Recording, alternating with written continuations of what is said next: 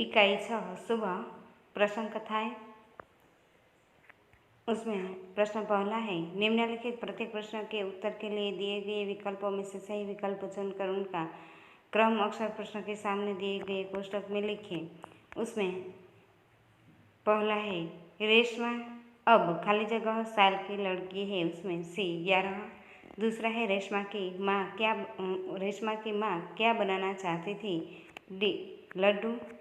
तीसरा है, माँ को रेशमा की आवाज़ में क्या महसूस हुआ, बी दृढ़ता। चौथा है, रेशमा बाजार से गोलू के लिए क्या लाई, डी टॉफ़ी। पांचवा है, रेशमा किनके साथ फुलझड़ियाँ छुड़ा रही थी, ए दादा दादी। छठा है, 5 साल की उम्र में रेशमा को क्या हो गया था, बी पोलियो। प्रश्न दूसरा है, कोष्टक में से उचित शब्द चुनकर रिक्त स्थानों की पूर्ति कीजिए। उसमें पहला है, ओह मैं तो एकदम भुलक्कड़ हो गई हूँ। दूसरी है, रेशमा किसी पर निर्भर नहीं रहना चाहती थी। तीसरा है, रेशमा को दूध का मेवे वाला दलिया बहुत अच्छा लगा। चौथा है, रेशमा के दादा दादी बहुत बुजुर्ग थे। पांचवा है, पटाखों के शोर में रेशमा की आवाज़ दब गई। प्रश्न तीसरा है, सही वाक्यांश चुनकर विधानों को पूर्ण कीजिए। उसमें विधान पहला है, रेशमा ने सोचा जरूर आज कोई खास बात है क्योंकि घर के सभी लोग साफ सफाई में व्यस्त थे। दूसरा है, रेशमा के पाँव बेजान हो गए थे क्योंकि उसे पोलियो हो गया था। तीसरा है, रसोई घर फिर से चमचमाने लगा क्योंकि वहाँ प्रत्येक वस्तु साफ करके व्यवस्थित ढंग से रखी गई थी। विधान चौथा है, रेशमा सबकी आंखों का तारा है क्योंकि वह बहुत जिंदा दिल, परिश्रमी और हिम्मत वाली लड़की है। प्रश्न चौथा है, निम्नलिखित प्रश्नों के उत्तर एक एक वाक्य में लिखिए। उसमें प्रश्न पहला है, दीपावली के त्यौहार का अच्छी तरह आनंद लेने के लिए क्या करना जरूरी है। उसका उत्तर है, दीपावली के त्यौहार का अच्छी तरह आनंद लेने के लिए घर की सफाई का काम जरूरी है। प्रश्न दूसरा है, रेशमा ने माँ से क्या शिकायत की। उसका उत्तर है, रेशमा ने माँ से शिकायत की कि घर की साफ सफाई का कोई काम उसे क्यों नहीं सौंपा गया। प्रश्न तीसरा है, रेशमा की माँ क्यों परेशान थी। उसका उत्तर है, रेशमा की माँ परेशान थी क्योंकि उस समय बाजार से जरूरी सामान लाने वाला घर में कोई नहीं था। प्रश्न चौथा है, दीपावली का त्यौहार किस खुशी में मनाया जाता है। उसका उत्तर है, दीपावली का त्यौहार इस खुशी में मनाया जाता है कि इसी दिन श्री राम रावण को पराजित करके अयोध्या लौटे थे। प्रश्न पांचवा है, सबने रेशमा की पीठ क्यों थपथपाई। उसका उत्तर है, सबने रेशमा की पीठ थपथपाई क्योंकि उसने सूझबूझ से अपने भाई गोलू को पटाखे से जलने से बचा लिया था। प्रश्न छठा है, गोलू को हमेशा क्या याद रहेगा। उसका उत्तर है, गोलू को वह धक्का हमेशा याद रहेगा जो उसे पटाखे से बचाने के लिए रेशमा ने दिया था। प्रश्न सातवां है, रेशमा अपना जीवन किस तरह जी रही है। उसका उत्तर है, रेशमा जिंदादिली और परिश्रम से अपना जीवन जी रही है। प्रश्न आठवां है, रेशमा हर सुबह अपने काम में कैसे जुट जाती है। उसका उत्तर है, रेशमा हर सुबह नए इरादे के साथ अपने काम में जुट जाती है।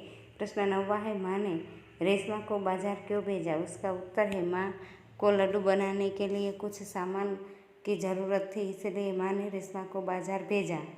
प्रश्न 10वां है, रेशमा ने गोलू को धक्का क्यों मारा। गोलू को पटाखे से बचाने के लिए रेशमा ने धक्का दिया। प्रश्न 5वां है, निम्नलिखित प्रश्नों के उत्तर लिखिए। उसमें प्रश्न पहला है, सुबह से घर के सभी लोग सफाई क्यों कर रहे हैं। उसका उत्तर है, दीपावली का त्यौहार निकट था। त्यौहार से पहले ही सब घरों में साफ सफाई होने लगती है, इसलिए सुबह से घर के सभी लोग सफाई कर रहे थे। प्रश्न दूसरा है, रेशमा को घर की सफाई में क्यों नहीं लगाया गया होगा। उसका उत्तर है, रेशमा जब 5 साल की थी तब उसे पोलियो हो गया था। उसके दोनों पैर निकम्मे हो गए थे, इसी शारीरिक कमी के कारण घर की सफाई में नहीं लगाया गया। प्रश्न तीसरा है, रेशमा ने अपनी माँ के काम में किस तरह मदद की। उसका उत्तर है, अलमारी से बर्तन और डिब्बे उतार कर साफ किए गए थे। रेशमा ने डिब्बे पर लेबल लगाए, फिर वह एक एक बर्तन और डिब्बे माँ को देती गई और माँ उन्हें व्यवस्थित ढंग से रखती गई। इस प्रकार पहिएदार कुर्सी पर बैठे बैठे रेशमा ने माँ की मदद की। प्रश्न चौथा है, रेशमा की जिंदा दिली विषय पर संक्षिप्त में लिखिए। उसका उत्तर है, पोलियो के कारण रेशमा के पैर निकम्मे हो गए थे, लेकिन इस शारीरिक कमी के कारण उसके मन पर कोई असर नहीं हुआ। वह अपने सारे काम स्वयं करती है। वह अपने काम के लिए किसी पर भी निर्भर नहीं रही थी। घर के कामों में भी वह पूरी लगन से माँ का हाथ बटाती है। प्रश्न छठा है, निम्नलिखित मुहावरों के अर्थ लिखकर उनका वाक्य में प्रयोग कीजिए। उसमें पहला है, जान आना यानी चेतना आना। वाक्य है, ठंडा पानी पिया तब शरीर में जान आई। दूसरा है, आंखों का तारा होना यानी बहुत प्यारा होना। उसका वाक्य है, राकेश अपनी माँ की आंखों का तारा है। तीसरा है, आवाज़ देना, बुलाना, पुकारना। वाक्य है, माँ ने खाने के लिए बच्चों को आवाज़ दी। चौथा है, हाथ बटाना, काम में मदद करना। दीदी घर के कामों में माँ का हाथ बटाती है। पाँचवा है, मग्न हो जाना, तल्लीन हो जाना।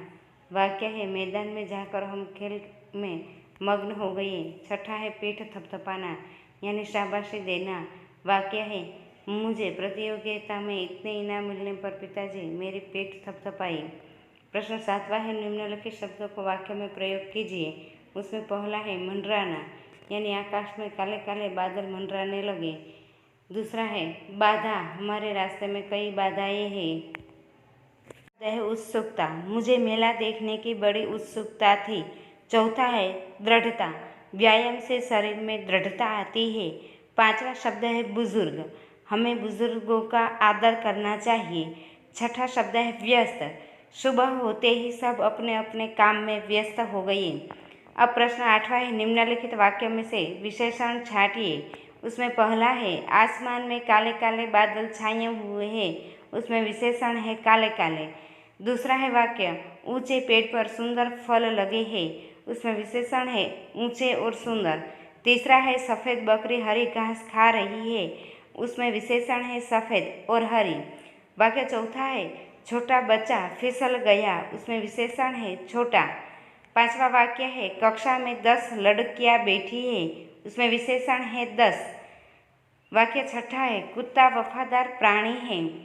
उसमें विशेषण है वफादार।